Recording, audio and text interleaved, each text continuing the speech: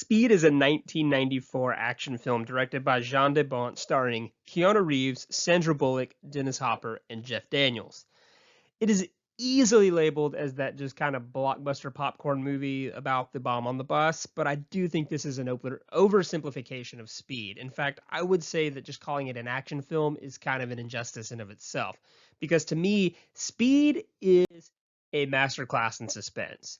And if you're going to talk about the suspense film genre, you really got to bring up the master himself, Alfred Hitchcock. Now, he simplified suspense down, and I'm paraphrasing here, but he pretty much just said, put a bomb underneath the table between two characters. Now, if you blow the bomb up, that's action. That's a surprise. You've made the audience jump back in their seat. But if you really want to captivate them, if you want to grab the audience and hold on to them, you just show them the bomb. You tell them that it's there and that it's going to explode. That's suspense. And so that's Speed. It's a bomb on a bus. But before we dive into why it's such just a great suspense movie, more so than an action movie, we need to dive into just what Speed is in general as a movie. Speed, again, it's this 1994 just action movie, right? But it's interesting because it comes in under the vein of 1987's Die Hard, which reimagined action films in general, because in the 80s it was Stallone and Schwarzenegger. You take this muscled up, oiled up dude, drop them on an island, and they kill aliens and armies, and we never really think they're in any danger because they're just massively huge dudes. Die Hard took Joe Everybody and said anybody can essentially be an action hero. Die Hard is just this New York cop. He's like 5'8" and takes out a bunch of German terrorists. Well, actually they're thieves. In Los Angeles. Speed, kind of the exact same thing. The cool thing about Die Hard, though, is it would kind of define the next 10 years of action movies, and we're still kind of doing it, in which we take the plot of Die Hard and we just drop it in a different location, right? So you could have Die Hard on a boat, Die Hard on a train, Die Hard on a prison, Die Hard on a mountain, Die Hard on a mountain that's on fire, Die Hard in a plane, Die Hard in a plane full of convicts, Die Hard on the president's plane. And while we're talking about the president, it could be Die Hard in the White House twice in the same year. And so it's just interesting. And Speed is essentially just Die Hard on a bus. It's a guy holding people ransom, wants money, and just a normal everyday cop, intervenes to take on the bad guy. Speed is also interesting because it's kind of what broke Keanu Reeves out of just kind of being typecasted as a dim-witted idiot like Ted Theodore Logan. He got to start really just being Ted from Bill and Ted. That's where he kind of got into the mainstream, and then he got cast in that same character in 1989's Parenthood. So in 1991, he attempted to break out of this with Point Break. Great action film in of itself. The issue is then Keanu kind of overstepped in 1992 by being in Bram Stoker's Dracula and trying his hand at Shakespeare in Much Ado About Nothing. And just absolutely miscast. And people kind of stopped taking him seriously again, even after the success of Point Break. But then Speed happens and he becomes just a major star. And we get The Matrix down the line and John Wick still going in terms of Keanu has proved that he can play just very versatile actor. And so suspense, right? And if we want to talk about suspense in context of Speed, we have to talk about how Speed utilizes suspense devices to keep the audience glued to the chair, captivated to the screen, and just on the edge of their seat, right? And it does this using just plenty of just suspense devices. And first of all, just diving into the just the opening scene, right? And the opening scene is just really interesting. We get this really ironic, very slow credit sequence going all down an elevator shaft, and you're kind of like, well, this is not fast at all. But it's interesting because we meet our villain first, Howard Payne, right? And in the very first few seconds, Howard Payne viciously murders a person by stabbing him in the head with a screwdriver. And what this does, though, is it raises the stakes. We've met a villain, and we know that he's actively violent. We know that he's also not going to bluff and that he is incredibly dangerous. And so when we find out in the next few moments that he's put a bomb on this elevator, we know that he's fully capable of blowing it up. We're absolutely convinced of this. So now we have to meet our hero, played by Keanu Reeves, Jack Traven, right? And so we need to get an idea of who he is. And we find out pretty out the gate that he is your typical archetype cop, very overzealous, very kind of reckless, plays by his own rules, and just has his own improvisations for police tactics. And at one point, he's pegged with the question here in the opening scene about how he would handle a hostage situation, and he would say, I would shoot the hostage, remove them from the scenario. Not kill the hostage, but, shoot him in the leg. And then we find out moments later, he is willing to do this when he does it to his own partner, Harry, who's been taken hostage by the bomber. So we fast forward a little bit, and they're both heroes. They've taken out the bomber, who's seemingly dead. They're being rewarded by the city, but then one morning, a city bus explodes, right? Jack answers the payphone, and now we are going to enter into the real plot of Speed, right? And to get into the plot, rules are established, right? We now get into the Hitchcockian territory of, okay, there's a bomb. There's a bomb on a bus, and there's rules, and we have to now tell the audience what will set this bomb off. Once the bus hits 50 miles per hour, that bomb is armed. And once it's armed, if it drops below 50 miles an hour, it explodes. We've essentially set the rules of Suspense. Here's the bomb, and here's what's going to set it off. Also, the villain has a remote and can remote detonate it if anyone should try to jump off the bus, right? And so we got this plot, we got these rules, and we've been introduced these ingredients in the opening scene. We have a very violent villain who's proven he will kill. Like, he is not going to bluff. He will totally blow this thing up. And he's kind of got a grudge now against this specific cop who ruined his first plan. And then our cop is pretty reckless and overzealous, and he has pretty controversial opinions and tactics when concerning hostages. And we're now going to throw him into a hostage situation. So this is all really volatile. This is a good mixture for Suspense. We've got a bomb, and it meets these certain rules, and we've got a very violent man, and then a guy who may be in over his head and a little loose. So the first thing we do is we have the chase to the bomb, right? Our hero gets a chance to even prevent the bomb from being armed. This is an interesting suspense device, because essentially the villain says, if you can get to the bus before it hits 50, then the bomb doesn't even, arm itself. And you just pull the bus over and get everybody off, blah, blah, blah. And so this is the first, really suspenseful scene. It's a car chase. It's catching up to the bus, and we're introduced to the speedometer. And originally, we're hoping that it doesn't hit 50 miles an hour, but we're going to get a lot of different shots of the odometer kind of getting around 50, blah, blah, blah. We're hoping he pulls it off, but then if he did, it wouldn't be a movie. And so ultimately, Jack fails, but the speedometer is now going to play an important role that we don't want to see it go below 50. And we'll be shown the speedometer for large chunks of the movie going forward, because now that we're on a bus, it's got a bomb, and it's armed, and it's now under the rule that it cannot drop below 50 miles an hour. Well, you just have to throw everything you can at this bus now to keep the suspense up and growing.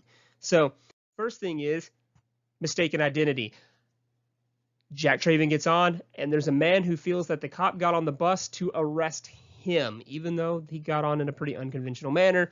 But guns are drawn. And so what happens is a very, very volatile, dangerous situation is now heightened because guns are drawn. And Jack's trying not to necessarily tell people, hey, there's a bomb on the bus. He doesn't want to cause panic, but this guy's demanding the bus be pulled over, and that would be bad. And so we're like, how's he going to handle this? This is really scary. And unfortunately, the guns being drawn results in a conflict that results in our bus driver being shot. The man who does know that there's a bomb on the bus and needs to keep it over 50 miles an hour is now shot. And when you're shot, you kind of forget what you're doing. His foot comes off the pedal, and we see the speedometer start to drop again, right? And so this also now results in a new kind of set of circumstances in which we're introduced to our heroine, Annie. But the thing about Annie is we've been introduced to her as having just lost her license because she's not necessarily the world's greatest driver. And now she's in charge of handling this big piece of machinery that she's not trained or licensed to drive, and having to keep it above 50 miles an hour. So we've inserted an amateur into what should be reserved for an expert role, just to add some chaos and some uncertainty to the situation, right? So we got to throw something else, and that's LA traffic, right? It's brilliant to put it in LA because the traffic's horrible. It's legendarily horrible. And you're in a bus. It's huge. It's not easily maneuverable through traffic, and it has to stay above 50. So essentially, throwing this in LA is a hellscape for that. It's horrible. So we're gonna get scenes of the bus crashing into cars, crashing into street signs. We're even gonna get the classic movie trope of runaway vehicle versus a baby stroller. But like all movies, there's not actually a baby in it. So what's happening is, again, we're going to be seeing that speedometer like just kind of struggling to stay at 50 as they're trying to get to a place where they can drive. But eventually they do. They get to a freeway that's free of traffic. They've cleared it of traffic. It can go as fast as the bus needs to. Doesn't have to avoid anything. But now we are going to enter in the suspense device of the unpredictability of humans, right? So what this is you're all passengers in the audience. We're kind of passengers with them on this bus. We're freaked out. We don't want the bus to explode. But now we have to introduce a character who flips out and tries to escape the bus, which will get them all blown up. And by introducing this kind of chaotic factor that you have to trust your fellow passengers not to do the same, not to freak out and try to jump. And now maybe they're thinking, I can jump off the bus and I'll survive. Everyone else will die, but hey, that's a price to pay. And so this woman in a scene tries to escape. She's freaked out. She can't handle the situation. Luckily, our mad bomber just has like a small warning bomb that kills this woman, which again raises the stakes and proves, just in case anyone in the audience, is left thinking, oh, I'm going to call this guy's bluff. No, he has now killed like his third innocent human being of the movie. And so he's more than willing to pull the trigger. So after this happens, it's kind of a low point. We're all like, oh my gosh, that's sad. That's crazy. But before anything else can happen, we get maybe the most famous suspense device and probably the most famous scene of the movie. And that's that the freeway is not finished, right? That's a great line. The freeway isn't finished, and they're all mad. It happens to be an overpass, and it's 50 feet. And the only option they have is to speed up. Hopefully it's an incline, and they can ramp 50 feet. It's probably the peak suspense device of the movie because it requires the most suspension of the disbelief. I actually think this still is from an episode of Mythbusters where they said this just can't happen. You can maybe ramp the bus 50 feet, but once it hits, it's going to break, fall apart, and it's definitely not going to stay going 50 miles an hour. But either way, it's Hollywood, it's a film, and the moment when they actually make the jump is a celebratory moment. It's a part of the movie that, in screenwriting, they'll say, like, this is just, your second act high point, right? Right before you, kind of, enter in more chaos. They're all celebrating. They pull off. They get into an airport, and they can circle around the airport for, as long as they want. And getting away from the airport gets away from helicopters, so maybe they can try to disarm the bomb, right? And that brings us to our next suspenseful scene, disarming or trying to disarm the bomb under the bus while it's moving. Keanu Reeves straps himself into just this weird, like, rolly bed and pretty much getting dragged by a truck, trying to disarm the bomb. This suspense scene is a little different because we're not necessarily worried about the bomb blowing up or the passengers. We're mainly just worried about our hero, who's put himself in a very dangerous situation. There's a pop tire that's deteriorating. It hits his little rolly bed, and he almost gets run over, but he's the hero, so he doesn't, and he moves on. But it's a great action sequence. It's a nail biter.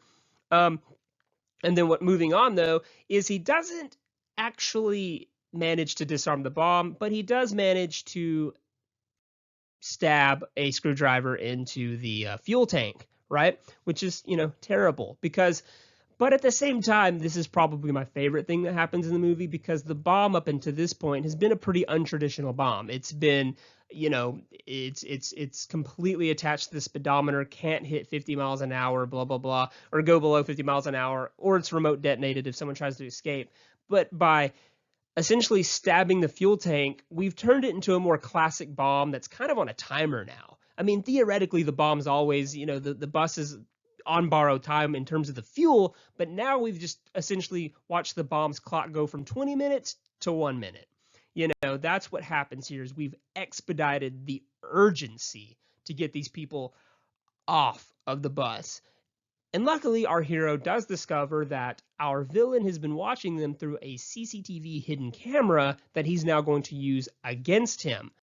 by looping it and transmitting it back to the villain so that they can safely remove all the passengers.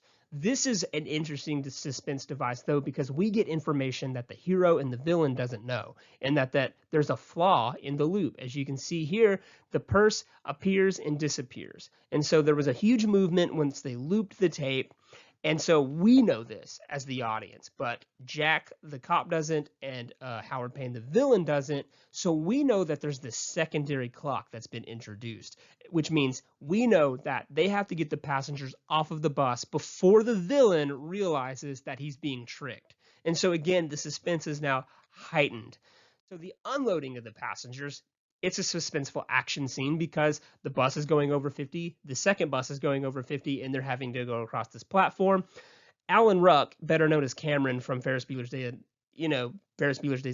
Off, almost bites the bullet here. And it's interesting here too because this suspense level is jacked up because we've spent time now, a significant amount of time with the passengers. We developed attachments. We like Ortiz and we like this character and they've had moments. We've celebrated with them. We've been down with them.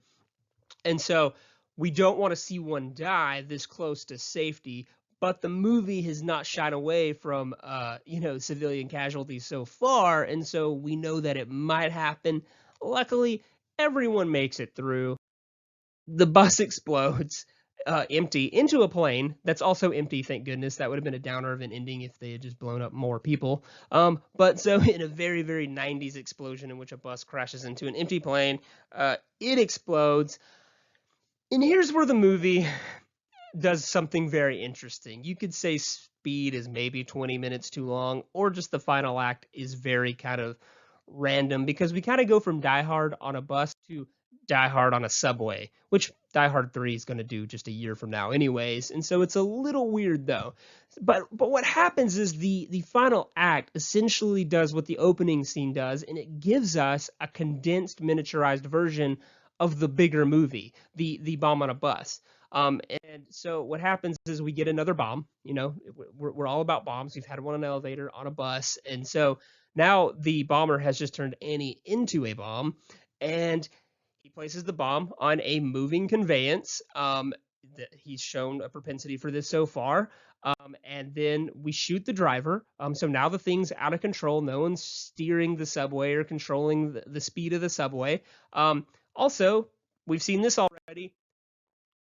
The track's not finished, right? And so, uh, and that's just almost line for line the same thing. The track's not finished. And so just like we did back on the overpass, the only way to successfully do this is to speed up and ramp to safety.